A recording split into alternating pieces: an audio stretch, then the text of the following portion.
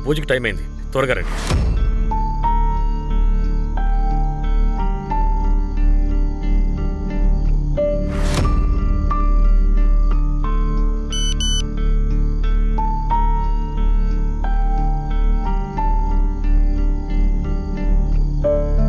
నితిన్ రానా, పూజకి టైం అయింది.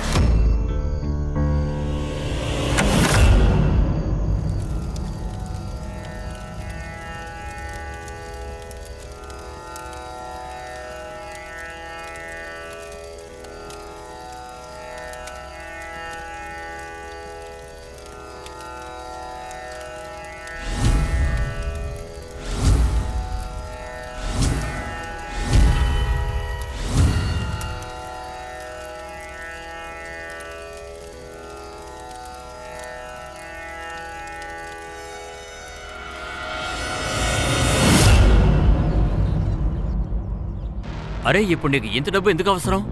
నీ దగ్గర అన్ని ఉన్నాయి కదా, ఇల్లు, స్థలం, పొలం, ఇంకేంటి? అది ఇన్వెస్ట్మెంట్ విశ్వజిత్, నా మాట విను. అది తర్వాత రెండింతలు అవుతుంది. అరే నువ్వు ఇప్పటికే మార్కెట్ నుంచి 65 లక్షలు తీసుకున్నావు, ఎలా తిరిగిస్తావు ఆలోచించావా? అంతకన్నా ఎక్కువ సంపాదిస్తాను, నా మాట నమ్మండి. ఈ ఒక్కసారి ప్లీజ్, నాకు అర్జెంటుగా కావాలి. కానీ లోన్ అది దిగులు పడుతున్నావు, నేను నీ స్నేహితుడిని కదా. నువ్వు నా ఫ్రెండ్వి కాబట్టి చెప్తున్నాను. గత 4 సంవత్సరాలు నువ్వు ₹1 కూడా ఇవ్వలేదు. నేను మిగతా వాళ్ళకి సమాధానం చెప్పాలిగా. సరే తీసుకో, దీన్ని నీ దగ్గర ఉంచుకో, తీసుకో. అరే ఇదంతా ఎందుకు? సెక్యూరిటీగా అనుకుని పెట్టుకో. 50 లక్షలకి పట్టుకో. ఎలాగైనా సరే డబ్బు ఏర్పాటు చేయి. సరే నేను ఫైనాన్షియర్తో మాట్లాడతాను, కానీ ఇంట్రెస్ట్ కొంచెం. నేనున్నాను కదా, దిగులు పడకు, నేను ఇస్తాను. కానీ డబ్బు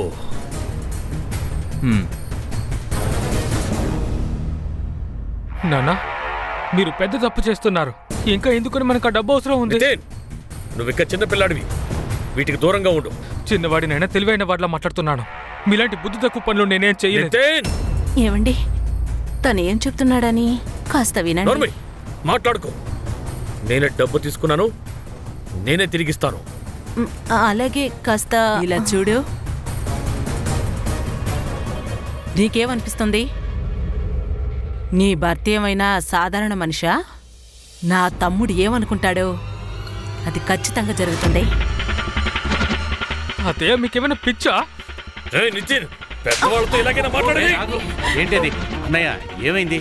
అమ్మ నగలు తాకట్టు పెట్టిన దానికి డబ్బులు ఏర్పాటు చేస్తున్నారు. ధీరజ్ బాబాయ్, కాస్త మీరైనా చెప్పండి. నేనేం చెప్పాలరా? కానీ అదేంటంటే. అయితే సరే, నేను నా పనిని చూసుకుంటాను. మీకు ఇష్టం వచ్చేది చేయండి, అన్ని అమ్మి పడేయండి. మన కుటుంబానికి ముఖ్యంగా నమ్మకమే ముఖ్యం. మనం అందరం ఒక్కటిగా కలిసికట్టుగా ఉండాలి, అదే మన శక్తి.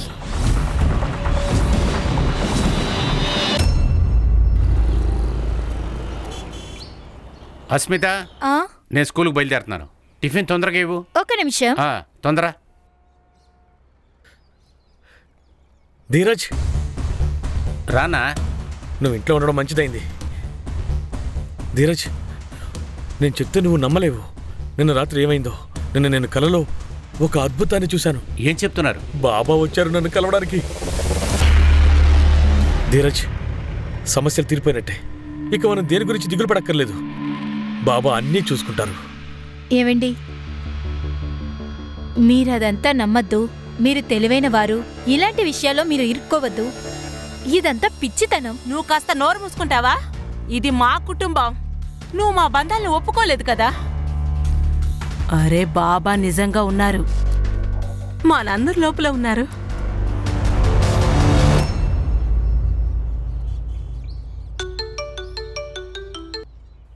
అరే ఎన్నిసార్లు ఇలా ఫోన్ చేస్తావు? అమ్మకి తెలిస్తే అంతే.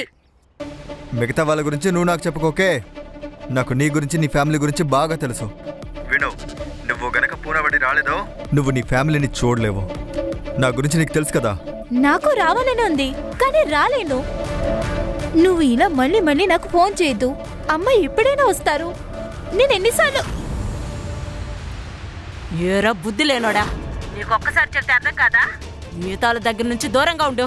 మళ్ళీ తనకు ఫోన్ చేయకో. మళ్ళీ తనకి ఏమైనా ఫోన్ చేసేవనుకో కాళ్ళు చేతులు విరిచి పొయ్యిలో పెట్టేస్తాను. జాగ్రత్త. ఏంటి అర్థమైందా? సరే.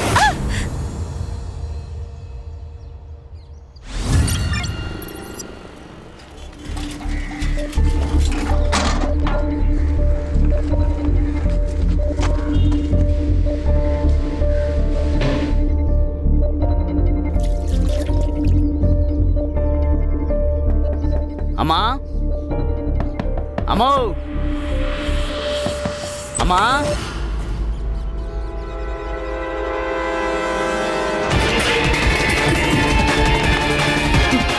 అన్నా ఇటు రండి, ఇటు వచ్చి చూడండి.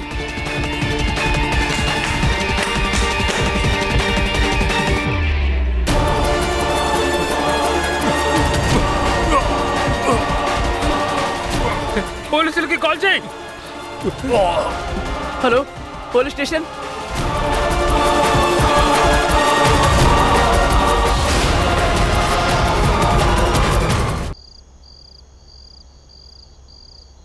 పోరం పోక నా కొడుకల్లారా, ఏ బయటికి రండిరా. నేను దేనికి పనికిరానా? దేనికి పనికిరాని వాళ్ళు మీర్రా. ఇప్పుడు కూడా పై జాతి కింద జాతి అని మాట్లాడుతున్నావు. చెత్త నా కొడక. ఇక్కడ డెమోక్రసీ జరుగుతోంది, జననాయకం. ఆ రోజులని ఎప్పుడో గడిచిపోయాయి. అలాంటి వాళ్ళని మీరు పక్కకు పెట్టేవాళ్ళు. ఇప్పుడు మేమందరం మీకు సమానం అయిపోయాం. మీతో పాటు సమానంగా కూర్చొని మాట్లాడగలం. అర్థం అవుతుందా? రే, దేవుణ్ణి చూసి భయపడరా. ఆయన అన్నిటినీ చూస్తూనే ఉన్నారు. అందరి లెక్కలు ఆయన దగ్గర ఉన్నాయి. ఊరికే దేవుడు దేవుడు అని వాగుతున్నావు. నువ్వు ఖచ్చితంగా నరకానికే వెళ్తావురా. నరకానికే వెళ్తావు. నీ యవ్వ. ఇది ఇల్లు కాదురా, పాతాళం, నరకం. డాక్టరా? ఏంటి పెద్ద డాక్టర్ తొక్కలాగా? ఫు! ఛే!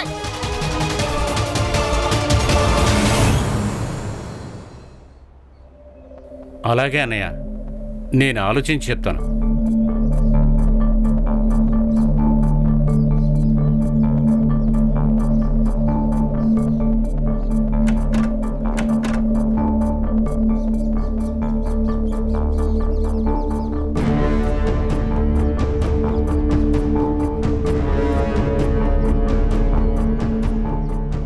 మీరు ఎందుకు ప్రాపర్టీ పేపర్స్ బయట తీశారు?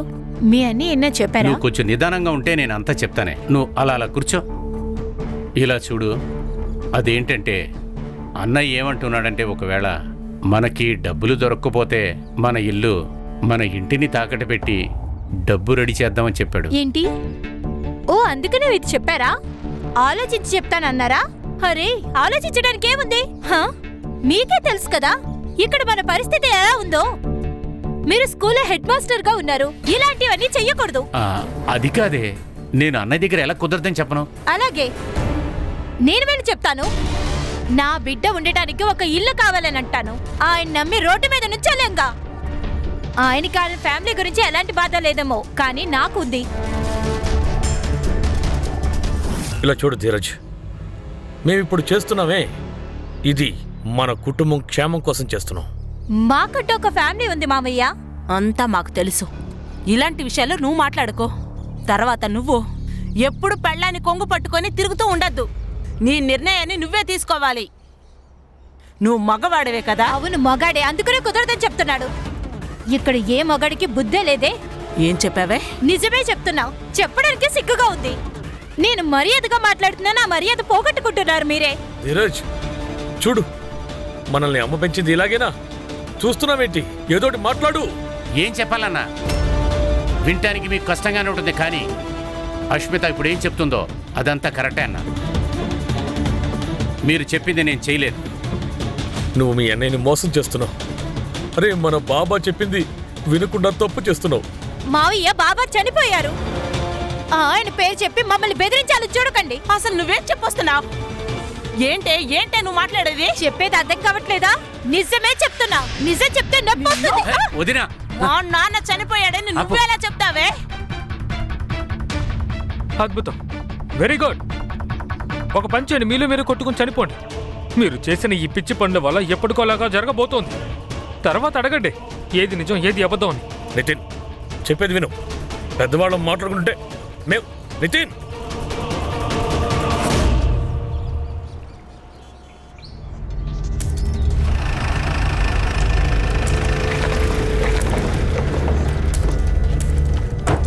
రావే మర్యాదగా కారెక్కి కూర్చో. అది మీ అక్క దగ్గరికి వెళ్ళి చెప్పు.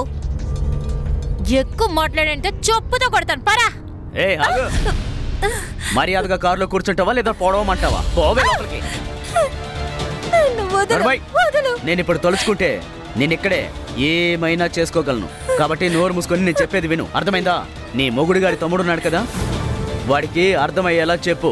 వాడు తీసుకున్న అప్పు మొత్తం వడ్డీతో చెల్లించాలని చెప్పు, లేదంటే పేగులు తీసి దండాన్ని ఎలాడదీస్తాను. పో అమ్మంటుంటే వెళ్ళి చెప్పు.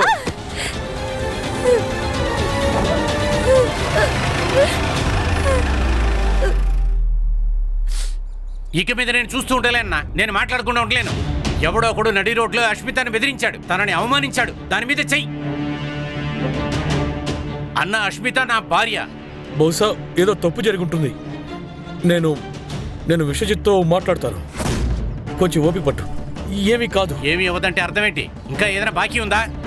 రేపు వాళ్ళు ఇంట్లోకి వచ్చి మమ్మల్ని చంపేస్తే దాని తర్వాత నేనేం చేయాలి? అలాంటిదేమీ జరగదు. ప్రశాంతంగా ఉండు. అవును, ప్రశాంతంగా ఉండండి. రేపు వాళ్ళందరూ కలిసి నన్ను చెప్పేస్తారు, అప్పుడు మౌనంగా ఉండండి. మీకోసం నా జీవితాన్ని బలివ్వడం ముందు ఆపండి. నేను దయచేసి అడుగుతున్నాను. అస్మిత, నువ్వు కాస్త ఓర్చుకోమ్మా. మేమందరం నీకు తోడుగానే ఉన్నాం. అది తలుచుకుంటేనే భయంగా ఉందమ్మా, మీరందరూ కలిసి ఉన్నారని. ఇందులోంచి మనం బయటికి రావడానికి ఒకే దారి ఉంది. నువ్వు ఇలా రా. అరే ధీరజ్, ధీరజ్ నిన్నే అడుగుతున్నా. ఏం చేస్తున్నావు ధీరజ్? ధీరజ్ ఏం చేస్తున్నావు? ఏంటి అన్నా, మనం ఈ పొలం అమ్మేద్దాం. దీంతో అన్ని ప్రాబ్లంలు తీరిపోతాయి. ధీరజ్, మాట్లాడే ముందు ఒక్కసారి ఆలోచించు. ఇలా చూడు, నాన్న ఈ చోటుని అమ్మ పేరునే కొన్నారు. నీకు తెలుసు కదా, వాళ్ళ అస్థికులు కూడా ఇక్కడే పాతారని. ఏదైనా కొంచెం ప్రాక్టికల్ గా ఆలోచించండి. ఇలా ఎమోషనల్ అవడం వల్ల బ్యాంకులో డబ్బులు రావు. బాగా విను, ఈ చోటుని ఎవరికి అమ్మనివ్వను. ఓ విన్నారు కదా, మనం ఏదో ఒకటి చేసి తీరాలి. అన్నా, నీ మీద నాకు మర్యాద ఎక్కువ, అందుకే. కానీ నాకో నా ఫ్యామిలీకో ఏదైనా జరిగిందంటే నేను ఊరికే ఉండను. నీకు నాకు ఏ సంబంధం లేదని వెళ్ళిపోతాను. నువ్వు రావే.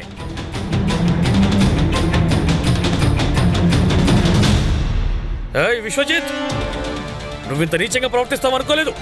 నువ్వు రౌడీల్ని పంపిస్తావా? నా తమ్ముడి భార్యని బెదిరిస్తావా? అరే, నువ్వు మగాడు అయితే కనుక నాతో మాట్లాడు. వాళ్ళని నేను పంపించలేదు, సరేనా? వాళ్ళని మీ మామయ్య పంపించాడా? అబద్ధాలు చెప్పకరా వెదవా. వాళ్ళు డబ్బు అడుగుతున్నారు, చంపేస్తామని బెదిరిస్తున్నారు. ద్రోహి. ఎవరిని చూసి రాసుకెళ్ళంటున్నావు? ఎవరిని చూసా మాట అంటున్నావు? నాకు కూడా బెదిరించడం వచ్చురా, అర్థమైందా? నిన్ను నా ఇంటి మీద రాళ్ళు విసిరేశారు. నిన్ను వెతుకుంటూ వచ్చానా? నిన్ను అడిగానా? లేదుగా. దాని పేరా స్నేహం, అర్థమైందా? నువ్వు స్నేహితుడు పెట్టి నువ్వు నీ స్నేహం. పోరా పోరా. సర్లే పోరా.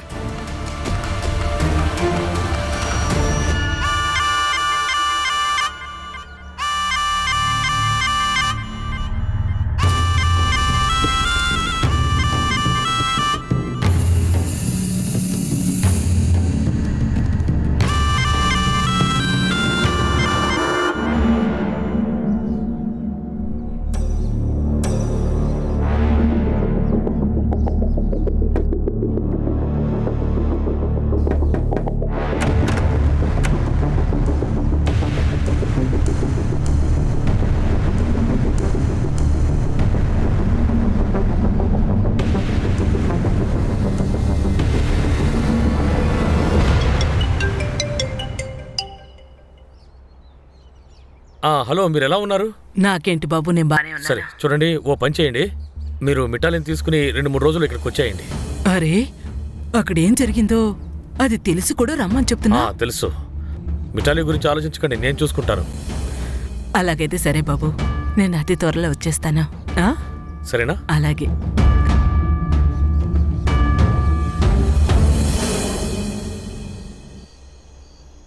రేపున మా అమ్మతో నేను పూర్ణవడికి వస్తున్నాను. ఇదే మన దొరికిన చివరి ఛాన్స్.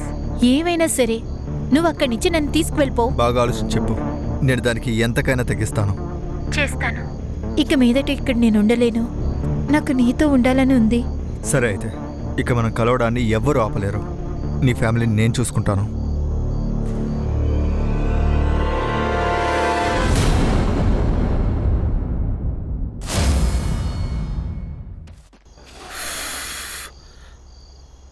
అమ్మా, పూజకి టైం అయింది, త్వరగా రా. నితిన్, రా బాబు, పూజకి టైం అయింది.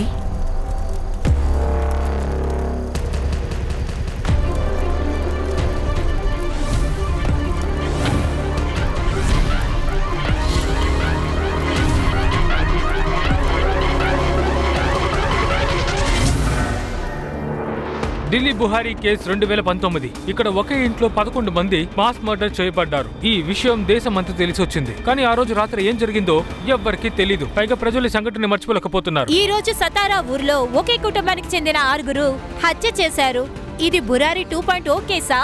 అసలు ఏం జరుగుతుంది? డాక్టర్ సుధీర్ కి వాళ్ళ ఫ్యామిలీకి కేసు చాలా సెన్సిటివ్ గా ఉంది. నాకు ఇప్పుడు ఏమనిపిస్తుందంటే నేను చెప్పేది మన అఫీషియల్స్ ని అడిగి చూద్దాం. సార్ మీరేమనుకుంటున్నారు? దీని గురించి ఏదన్నా చెప్పండి సార్. సార్ నేను లోపలికి వెళ్ళి చూసిన తర్వాత చెప్తాను. అసలు విషయం ఏంటో తెలుసుకున్న తర్వాతే కదా మీకు ఏదైనా చెప్పగలను. ఇది దొంగతనం కోసం అలా జరుగుతుందా? ఏం జరిగిందోనని మేము ఊహించి మీకు చెప్పలేం కదా. వెనక్కి వెళ్ళండి. జై హింద్ సార్. జై హింద్ సార్ నేను Vignesh Gadkari, Poonawadi police station. Sir ఇది వెటర్నరీ డాక్టర్ సుధీర్ ఇల్లు సార్. రండి సార్. ఆయనే సుధీర్ గారు. తర్వాత వాళ్ళ అమ్మగారు సుమతి.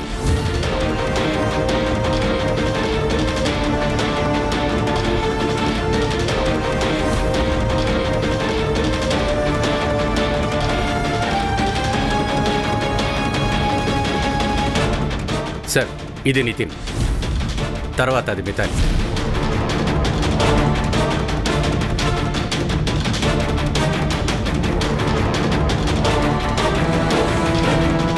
సార్ ఈవిడ ప్రమీళ, డాక్టర్ గారికి అక్క.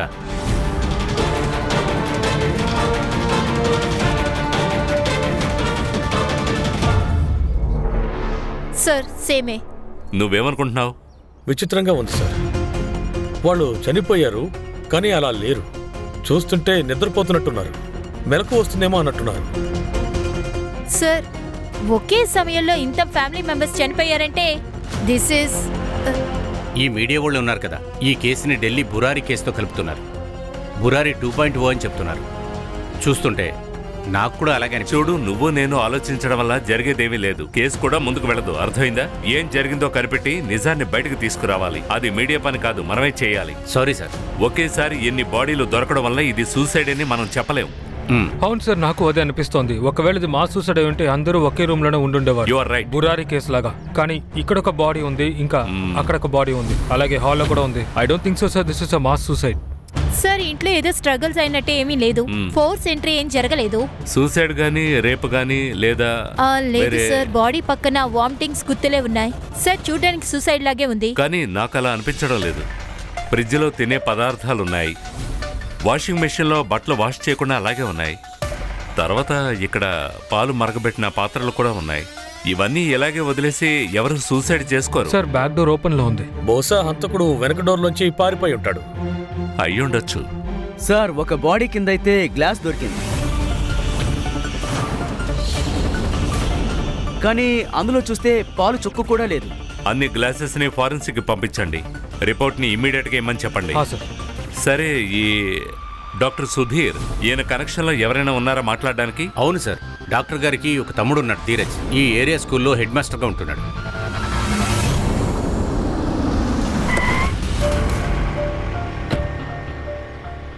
డోర్ లాక్ చేస్తుంది. హర్ష చెక్ చేయి. అలాగే సార్. ఖాన్ నువ్వు చెక్ చేయి.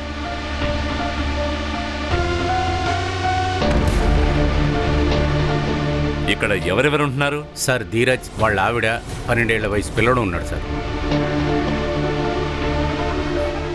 సార్ విండోస్ అన్ని లోపల నుంచి లాక్ చేస్తున్నాయి. తనకు ఆ నెంబర్ ఇవ్వు. ధీరజ్ ఇంకా అతని వైఫ్ ది చెక్ చేయి. నెంబర్ ఇవ్వండి సార్. సార్ ఆ విట్నెస్ పక్కనుంది. అయితే తమ్ముడు అన్నయ్యని చంపేశాడా? అయితే ఈ కేసు కూడా ఢిల్లీలో జరిగిన బురారి కేసులానేనా? అదే మాస్ సూసైడ్ కేసులానా? పోలీసులకు దీని గురించి ఎలాంటి సమాచారం ఇంకా అందలేదు. మేము ఈ కేసు గురించి మీకు అప్డేట్ చేస్తూనే ఉంటాము. హర్ష సార్, వీళ్ళ గురించి వాళ్ళు ఎవరికైనా తెలిసేమా? అలాగే సార్. సార్ నా పేరు నరేష్. ఇక్కడికి పక్కనే నా పాల కేంద్రం. పొద్దున్నే 6-6:30 గంటల సమయం అప్పుడు నేను ఇక్కడ నుండి సుదర్శన్ కారు వెళ్ళడం చూశాను సార్. నీకెలా తెలుసు అది డాక్టర్ సుధీర్ కారని? ఆ కార్లు మా ఊర్లో 2 ఉన్నాయి. ఒకటి మా ఊరి సర్పంచ్ గారిది, ఇంకొకటి డాక్టర్ గారిది. బండిలో ఎంతమంది ఉన్నారు? నేను అంత స్పష్టంగా చూడలేకపోయాను. సరే నువ్వు వెళ్ళు. Okay sir. నువ్వు పంచే ఖాన్, ఈ ఇంటి చుట్టుపక్కల ఉన్న సీసీటీవీ కెమెరాల్ని చెక్ చేసి చూడు. కార్ని ట్రేస్ చేయి. బహుశా ఆ ధీరజ్ సుధీర్ ఫ్యామిలీని అంతం చేసి ఉంటాడు. తన ఫ్యామిలీతో ఎక్కడికో పారిపోయి ఉంటాడు. లేదు లేదు లేదు, అంత త్వరగా నిర్ణయానికి రావద్దు. ఇది చాలా సెన్సిటివ్ కేస్. దీన్ని చాలా జాగ్రత్తగా డీల్ చేయాలి. Okay sir.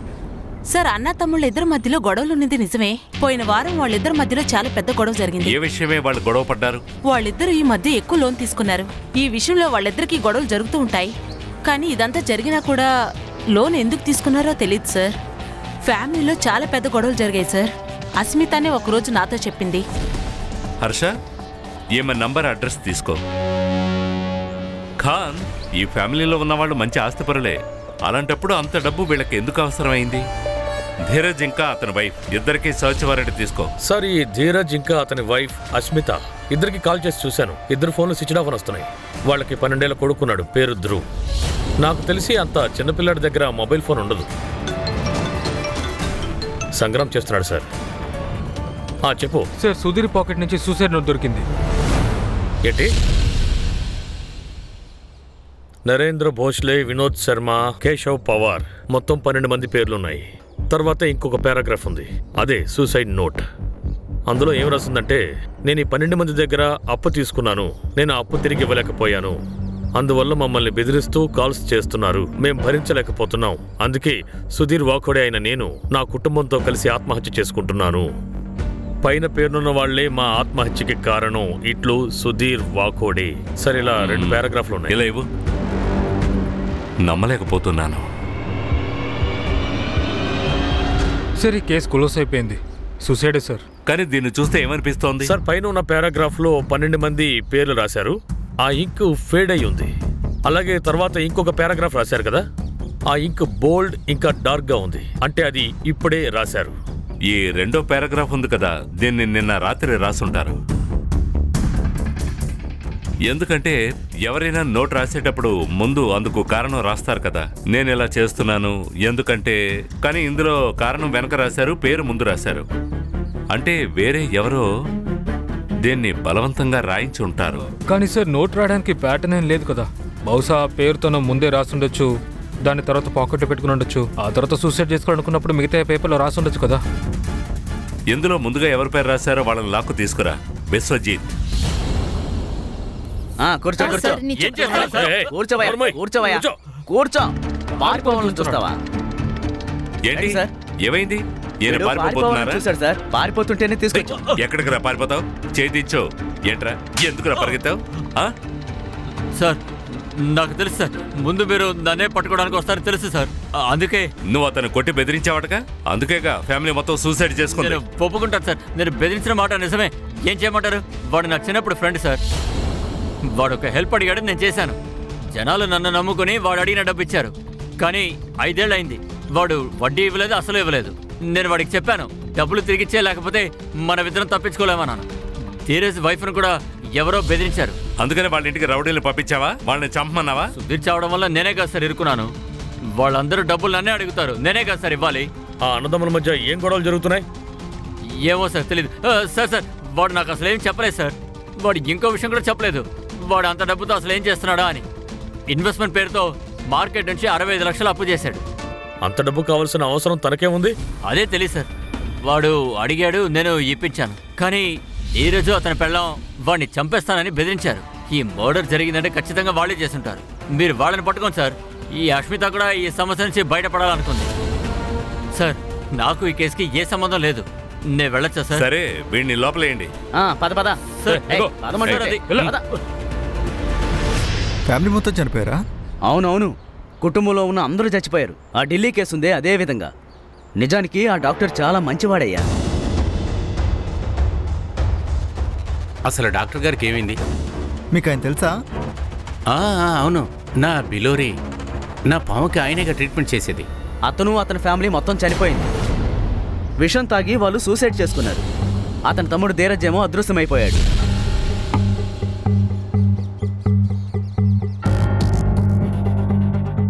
డాక్టర్కి ఒక కూతురుంది, మితాలి.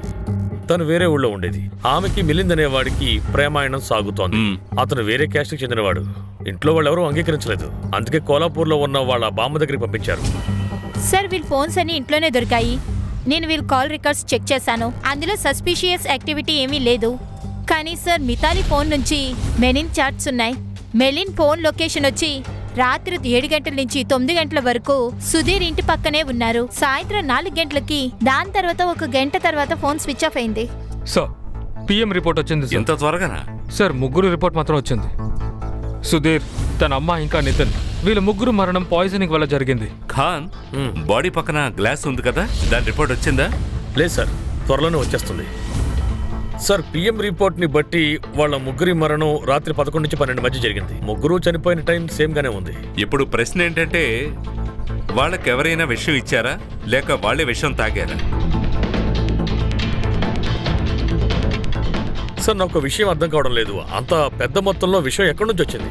అసలు ఆ పాయిజన్ ఎక్కడి నుంచి వచ్చింది అది మనం తెలుసుకోవాలి. ఒకవేళ ధీరజ్ అందరికి విషయం ఇచ్చి చంపేసి ఎస్కేప్ అయిపోయాడా?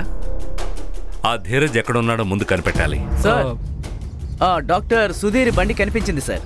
Good news. బండి చెక్ చేయండి. Okay sir.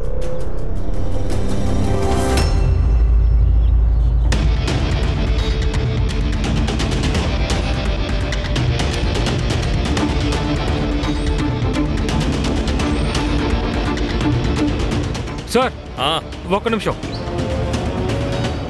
ఇలా చూడండి సార్, ఇది వేరే బండి టైర్ ట్రక్స్.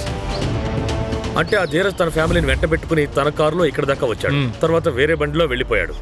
ఎందుకంటే తన బండి అయితే మనం ట్రేస్ చేస్తామని. సార్, ఈ బండిలో ఏ ఆధారమూ దొరకలేదు. ఫారెన్సిక్ వాళ్ళని పిలవండి. ఫింగర్ ప్రింట్స్ ఏమైనా దొరుకుతాయేమో చూడండి. అలాగే. సీసీటీవీ లేదు సార్, ఈ గ్రామంలో ఎక్కడ సీసీటీవీ లేదు. కానీ బ్యాంకుకు పక్కన సీసీటీవీ చూసాను సార్, కానీ అది ఎగ్జాక్ట్లీ ఆపోజిట్ డైరెక్షన్ లో ఉంది. అది మనకు ఉపయోగపడదు సార్. సరే, టోల్స్ అన్ని చెక్ చేయండి. 4:30 టైంలో ఏ బళ్ళు టోల్స్ ని క్రాస్ చేశాయో వాటన్నిటి నెంబర్లు తీసుకోండి. అలాగే ఆ కార్స్ లో ఎవరైనా కనిపిస్తున్నారేమో చూడండి. సంగ్రామ్, ఈ కేసు చాలా ఇంపార్టెంట్. చీకట్లో సూదిని వెతకడం లాంటిది. మనం చాలా కష్టపడి పని చేయాలి. సార్, ధీరజే ఫ్యామిలీని చంపేసి ఉంటాడు. ఆ విషయంలో అనుమానంగా ఉంది. నాకు కూడా అలాగే అనిపిస్తోంది. ఆ సూసైడ్ నోట్, ఆ సుధీర్ ఇంట్లో మనకి కొన్ని డాక్యుమెంట్స్ దొరికాయి కదా, వాటిని ఒకసారి చెక్ చేయండి. ఏదో ఒకటి తప్పకుండా దొరుకుతుంది. అలాగే సార్. సార్, ఈ సూసైడ్ నోట్ డాక్టర్ సుధీర్ రాసింది కాదు. ఓసారి చూడండి. అపార్ట్మెంట్ రిజిస్టర్ ఇంకా నోట్ ప్యాడ్, ఆ రెండిట్లోనూ సుధీర్ హ్యాండ్ రైటింగ్ అస్సలు మ్యాచ్ అవ్వలేదు. సార్, ఇలా కూడా జరిగి ఉండొచ్చుగా. ఈ సూసైడ్ లెటర్ ధీరజ్ రాసి ఉండొచ్చుగా. ఇది సుధీర్ పాకెట్ లో పెట్టుంటాడు. హర్ష, ఒకవేళ ధీరజ్ తనే స్వయంగా రాసుంటే తను ఎందుకు అలా రాస్తాడు? తను అలాగే తన తమ్ముడు కుటుంబంతో కలిసి ఆత్మహత్య చేసుకుంటున్నామని.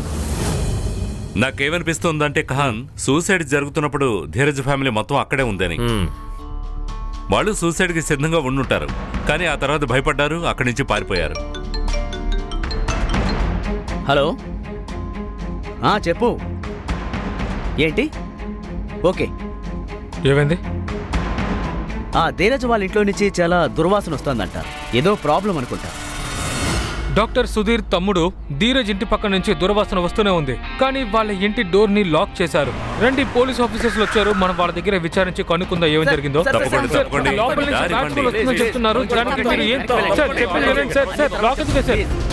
Ganesh Babu sir, door lock విరగొట్టు. Okay sir.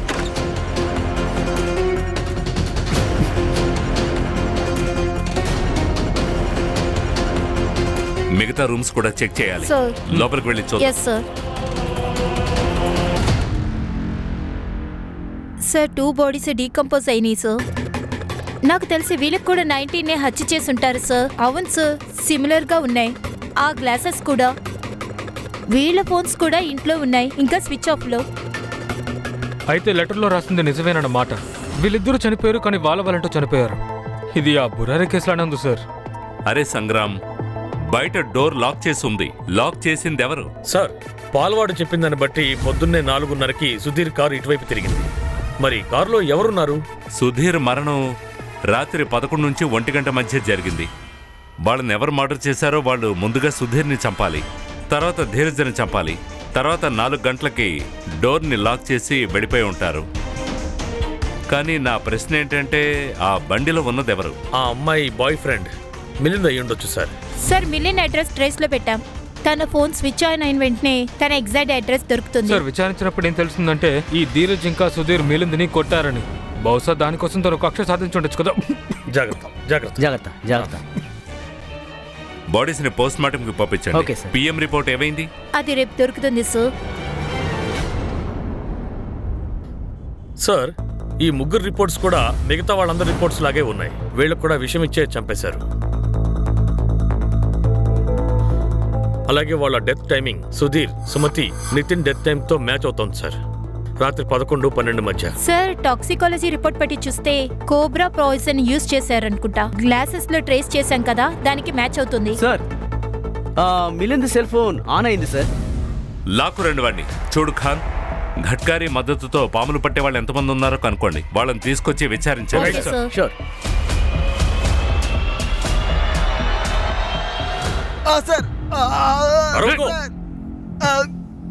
ప్రతీకారం ఉందే, అది మత్తు కన్నా దారుణమైంది. డాక్టర్ సుధీర్ నిన్ను కొట్టాడు, అవమానించాడు. కానీ నువ్వేమో ఆ ఫ్యామిలీ మొత్తాన్ని చంపేశావు. సార్ నేను ఎవరిని చంపలేదు సార్. సార్ నేను మితాలిని ప్రేమించిన మాట నిజమే సార్, నమ్మండి సార్. సరే, ఫోన్ ఎందుకు ఆఫ్ చేసావు? ఏమే ఎగ్జామ్ ఉంది సార్, అందుకే ఫోన్ ఆఫ్ చేశాను, అంతే తప్ప ఇంకేం లేదు సార్. కానీ 19వ తేదీ నీ మొబైల్ లొకేషన్ డాక్టర్ సుధీర్ ఇంటి చుట్టుపక్కలే చూపించింది. రాత్రి 7 నుంచి 9 గంటల వరకు అక్కడే ఉన్నట్టు, తెల్లవారుజాము 4:30 కూడా అక్కడే ఉందని చూపించింది. సార్ నేను అప్పుడు అక్కడే ఉన్నాను సార్, కానీ నేను ఏం చేయలేదు సార్. నేను మీ తల్లి పెళ్లి చేసుకుందాం అనుకున్నాను సార్, కానీ వాళ్ళ టోటల్ ఫ్యామిలీ నాకు అగైన్స్ట్ గా ఉన్నారు సార్. నీకెంత ధైర్యం ఉంటే నా కూతురు కావాలనుకుంటావు? నీకు అమ్మాయి కావాలా? ఉండు, ఇస్తాను. ఈ చెప్పు చూసావు కదా, దీంతో కొట్టాననుకో పచ్చడైపోద్ది. చెప్పులు మాల వేసి ఊరంతా తిప్పిచ్చేస్తాను. నీ అర్హత అంతేరా కుక్క. నీ తాహత ఏంటి, మా గౌరవం ఏంటి? మీకు మాకు సరిపడదు.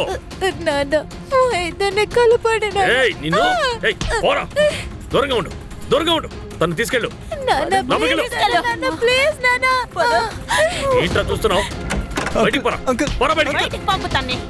ఇలా చూడు, మళ్ళీ కనిపించావంటే ఇక్కడే పాతేస్తాను, జాగ్రత్త. మాటి మాటికి నాకు ఇలా చెప్పి నన్ను బెదిరించాలని చూడకండి.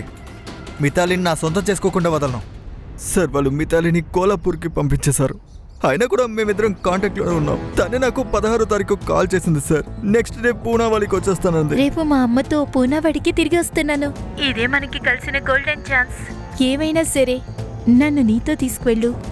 మేము అక్కడి నుంచి పారిపోదామని నిర్ణయించుకున్నాం సార్. మాకు దక్కిన ఆఖరి అవకాశం అదే.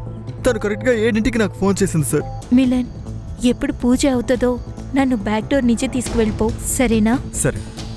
నేను 7:30 వరకు వెయిట్ చేశాను, కానీ తన నుంచి కాల్ రాలేదు. అందువల్ల నేను బయలుదేరి ఇంటికి వెళ్ళిపోయాను. రాత్రంతా తన నుంచి కాల్ రాలేదు, అందుకని తెల్లవారుగానే వాళ్ళ ఇంటికి వెళ్ళాను. వెనక తలుపు తెరిచే ఉంది సార్. అందుకని ఏమైందని తెలుసుకుందామని లోపలికి వెళ్ళి చూస్తే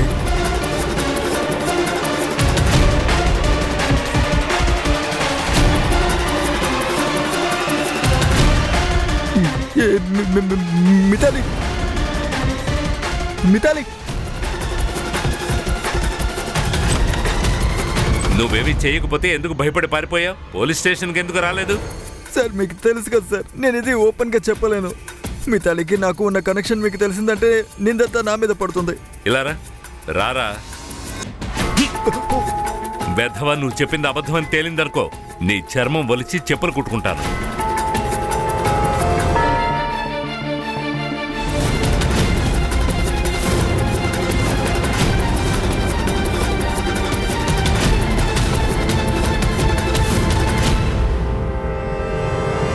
సార్, మీరు బానే ఉన్నారా? లేదు ఖాన్, ఏదీ సరిగ్గా లేదు. ఎన్నో కేసుల్ని నేను సాల్వ్ చేశాను, కానీ ఈ కేసు స్ట్రెస్ఫుల్గా ఉంది. సార్, అందరి పరిస్థితి అలాగే ఉంది సార్. సంగ్రామ్ ఇంటికి కూడా వెళ్ళలేదు, ఇక్కడే పోలీస్ స్టేషన్లో పడుకున్నాడు. Media involved. ఈ కేసుని చాలా త్వరగా సాల్వ్ చేయాలి. సార్, ఇది ధీరజ్ ఇంకా వాళ్ళ ఫ్యామిలీ పిఎం రిపోర్ట్స్. సార్, వాళ్ళ ముగ్గురి హత్య ఒకేలాగే జరిగింది, సుధీర్ ఫ్యామిలీకి జరిగినట్టుగా. ఫ్యామిలీ అప్డేట్ సార్, 19వ తారీఖున 9:30 నుంచి 10 గంటల లోపల. అంటే సుధీర్ ఇంకా అతని ఫ్యామిలీ మరణాలు ఎగ్జాక్ట్లీ 2 గంటలకు జరిగాయి. సార్, ఇంటి బయట వేసిన తాళం ఏం చెప్తోందంటే వాళ్ళని ఎవరైతే చంపారో వాళ్లే బయట తాళం వేసి ఉంటారని, అప్పుడే వాళ్ళు దొరకకుండా ఉంటారని. మనం ధీరజ్ కోసం వెతుకుతూ ఉండగా వాళ్ళకి టైం దొరుకుతుంది. సార్, ఇతను సుధాకర్ పాటిల్ గారు, దీపావళి పెద్ద అన్నయ్య. చెప్పండి సుధాకర్ గారు. నేను ఇప్పుడే వెస్ట్ బెంగాల్ నుంచి వచ్చాను. సమాచారం తెలిసి వచ్చాను. కొన్ని విషయాలు మీకు నేను చెప్పాలనుకున్నాను, అందుకోసం వచ్చాను. ఏ విషయం? కొన్ని రోజుల క్రితం నేను డాక్టర్ వైఫ్ దీపాతో మాట్లాడాను. ఎంతో డిస్టర్బ్గా ఆమె కనపడింది. ఏదో దయానంద్ బాబా గురించి ఆవిడ మాట్లాడింది. ఆయన ఇంటికి వచ్చి వెళుతూ ఉంటాడంట. ఏదో పూజ చేయాలి మేమని చెప్పింది. ఆ పూజ చేస్తే అంతా సరైపోతుందని చెప్పింది. ఎలాంటి పూజ? దాని గురించి నేనేం అడగలేదు సార్. ఇదంతా చూస్తుంటే వాళ్ళు చనిపోవటం అనేది నాకు చాలా షాకింగ్గా అనిపించింది. మీరు ఏ పేరు చెప్పారు? దయానంద్ బాబానా? అవును సార్. బాగా పడుకున్నావా? ముందు దయానంద్ బాబా ఎవరో కనిపెట్టు, తీసుకురా ఇక్కడికి. Right sir. సార్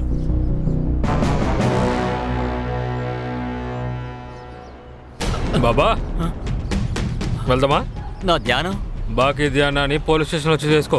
అరే రా, పద పద పద. సేవ చేయడమే నా పని సార్. మాది కూడా. నేను ఆ కుటుంబానికి సాయం చేయాలనుకున్నాను సార్. అది ఎలాంటిది? బాబా మాకు సహాయం చేయండి. డొంక తిరుగుడు మాటలు కాకుండా సూటిగా విషయం ఏంటో చెప్పు. బాబా అది మా ఇంటి వెనకాల ఉన్న చోట్లో మా పూర్వీకుల నిధి ఉంది. మా నాన్నే దాని గురించి నాతో చెప్పారు. ఇప్పుడు మా నాన్న ప్రాణాలతో లేరు, కానీ రోజు నా కల్లోకొచ్చి ఆ నిధి గురించి చెప్తూనే ఉన్నారు. మీ నాన్న ఏదైతే చెప్పాడో అదంతా నిజం. నిజంగానా బాబా? నా మంత్రతంత్రాలన్నింటినీ దానికోసం ఉపయోగిస్తాను. ఎలాగైనా ఆ నిధిని వెతికి నీకు తీసుకొచ్చిస్తాను. ఓ అలాగా. అంటే నిధి ఇంటి కిందే ఉంది. అదంతా దోచుకోవాలని పెద్ద ప్లాన్ వేసావు కదూ? నేనెందుకు అలా చేయాలి? నేను ఆ కుటుంబానికి సాయం చేయాలనుకున్నాను అంతే. నేను ఏ డబ్బునైతే వాళ్ళ దగ్గర నుంచి తీసుకున్నానో ఆ డబ్బంతా పూజల ఖర్చు కోసమే వాడేశాను. ఏం దొరికింది? ఏంటి? అరే నీకు నిధి దొరికిందా? లేదు, సమస్యంతా అక్కడే మొదలైంది. సార్, వాడి కొడుకు నితిన్ ఉన్నాడు కదా, వాడు నన్ను మెంటల్ నా కొడుకు అన్నాడు సార్. ఒకప్పుడు నన్ను కొట్టాలనుకున్నాడు. ఏం చేస్తున్నావ్? వదులు. అర్థమైతే చెప్పేది విను. వదులు. నితిన్, నితిన్, వదులు. ఏం చేస్తున్నావు? బాబాజీ, సుధీర్ బాబు, ఇక నీ తలరాత నీ చేతిలోనే ఉంది. చేతిరేఖ ఎంత బాగున్నా సరే ప్రళయం అనేది ఖచ్చితంగా వస్తుంది. నిన్ను బాబాజీ ఆగండి. బాబాజీ ఆగండి. ఆ రోజు నుంచి ఈ రోజు వరకు నేను వాడిని కలవలేదు. 19వ తారీఖున నువ్వెక్కడున్నావు? అది నేను నా ఆశ్రమంలోనాను. శాంతివనం పూణేలో ఉంది. హర్ష, అదేంటో చూడు. నిజం అబద్ధం కనుక్కో. అది అబద్ధం అని తెలిసిందనుకో, నిన్ను నుంచోబెట్టి కింద మంట పెట్టేస్తాను. Hello, okay sir. ఆ పాములు వాడు దొరికాడు. తీసుకురావాణ్ణి. ఇప్పుడు మనం బోర ఊదుదాం. కొట్టద్దు. నువ్వు ఆ డాక్టర్ సుధీర్ డిస్పెన్సరీకి ఎందుకురా వెళ్ళావు? నీ పేరు ఆ అపాయింట్మెంట్ లిస్ట్ లో ఎలా వచ్చిందిరా? సార్, ఆ డాక్టర్ గారు జంతువులకి ట్రీట్మెంట్ ఇచ్చే డాక్టరే కదా.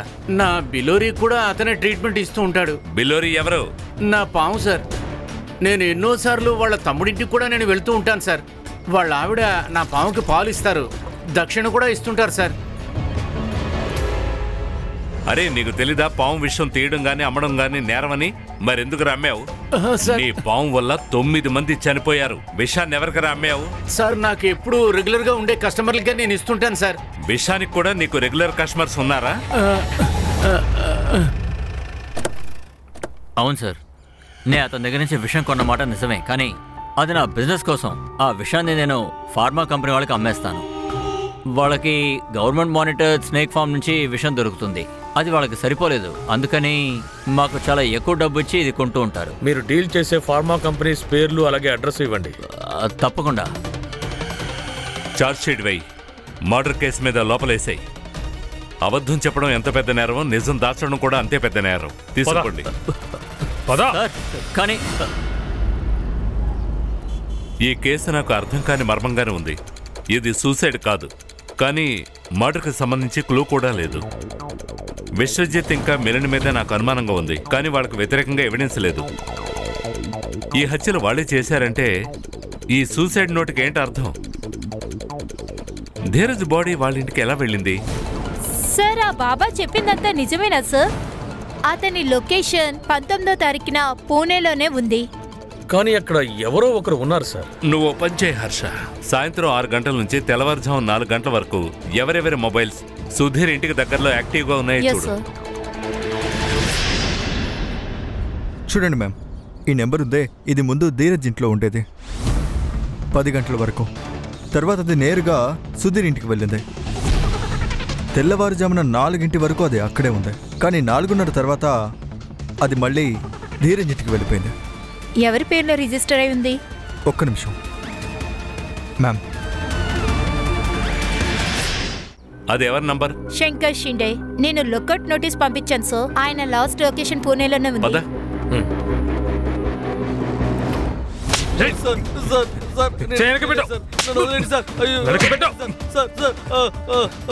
అరే నువ్వేం చేయలేదంటే నిజమేంటో చెప్పి తగలడరా, లేదా మావాడు కొడుతూనే ఉంటాడు. నీ అప్పులు వాళ్ళ అందరి పేర్లు చెప్పు. వాళ్ళందరూ మనతో గనక ఉన్నారంటే మీ నాన్నకి మనం ఎంత నీచమైన స్థితిలో ఉన్నామో అర్థం అవుతుంది. ఆయన త్వరలోనే నిధి ఎక్కడుందో కనిపెట్టేస్తారు. చెప్పు. విశ్వజిత్ కుల్కర్ణి. చివరి పారాగ్రాఫ్ ఎవడరా రాసింది? అందరినీ చంపిన తర్వాత బాబాయ్ని నాతో రాయించమని చెప్పారు. సార్ సార్ సార్ సార్ చెప్తాను సార్. సార్, నేను ఇంతకుముందు మీకు అబద్ధం చెప్పాను.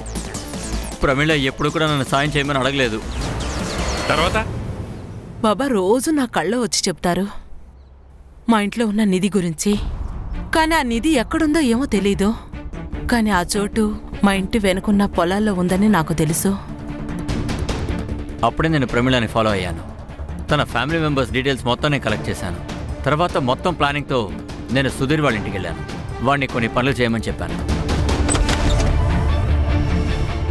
ఒకే ఒక మాట చెప్తాను, నేను చెప్పేదంతా నిజమే. నువ్వు ఇప్పుడు ఎక్కడైతే నిలబడ్డావో సరిగ్గా దాని కింద నీ పూర్వీకుల నిధి ఉంది. నేను అనుకున్నట్టే ప్రమీళ నా వలలో చిక్కుకుంది. తన ఇంట్లో వాళ్ళని కూడా నేను ఒప్పించాను. నేను డబ్బు అడుగుతూ ఉన్నాను, వాళ్ళు ఇస్తూ వచ్చారు. డబ్బంటే ఎంత? అది దాదాపు 1 కోటి రూపాయలు. ఇంకా కూడా దొరుకుండేది. కానీ వాళ్ళకి నా మీద నమ్మకం లేకుండా పోయింది. అప్పుడే నేను వాళ్ళని ఇంటి వెనక్కి తీసుకెళ్లాను. ఇక్కడ తవ్వండి.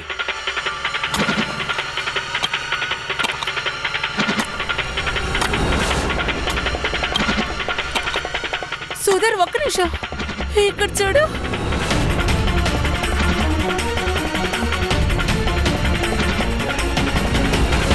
ఇక్కడ చూడు, ఇవన్నీ బంగారు కాసులు. బాబా, మిగతా డబ్బు ఎప్పుడు దొరుకుతుంది? జూన్ 19 రాత్రి దొరుకుతుంది. జూన్ 19 రాత్రికి మీరు పూజ ఏర్పాటు చేయండి. అప్పుడే మీకు నిధి పూర్తిగా దొరుకుతుంది. వాళ్ళకి ఆ బంగారు నాణాలు అక్కడ ఎలా దొరికాయి? వీడే అక్కడ వేసి ఉంటాడు. అదే 1 కోటి రూపాయలు సంపాదించాడుగా. చెప్పరా. నేను పూజకు కావాల్సిన అన్ని ఏర్పాట్లు చేశాను. పోలీసులు నన్ను కనిపెట్టకూడదని నా మొబైల్ నేను ఆశ్రమంలోనే వదిలేశాను. ముందు నేను ధీరజ్ ఇంటికి వెళ్ళాను.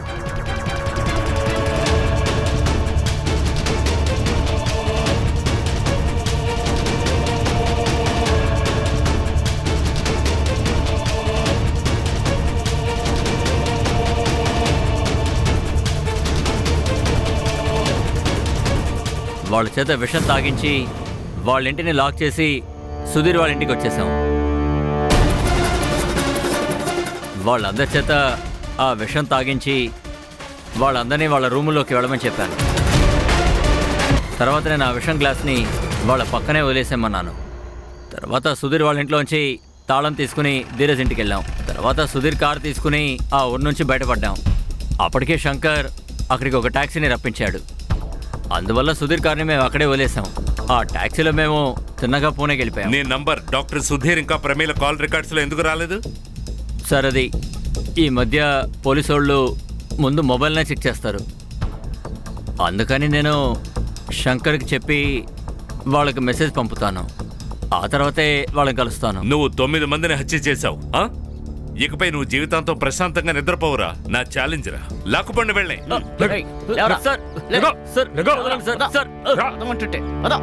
సార్, నేను నమ్మలేకపోతున్నాను.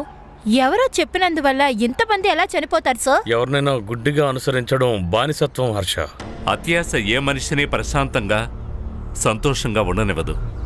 చూడండి, దేశంలో ఎన్నో ట్రస్టులు ఉన్నాయి. వాళ్ళు దాన ధర్మాలు చేస్తుంటారు. కానీ అప్పుడు కూడా ఇలాంటి నకిలీ స్వాములు అమాయకుల్ని మోసం చేసి చంపుతూ ఉన్నారు. ఎందుకంటే నమ్మకానికి మూఢనమ్మకానికి మధ్య ఓ చిన్న గీతే ఉంది. అది ఎవరికి అర్థమవుతుందో వాళ్ళు మాత్రమే సంతోషంగా ఉంటారు.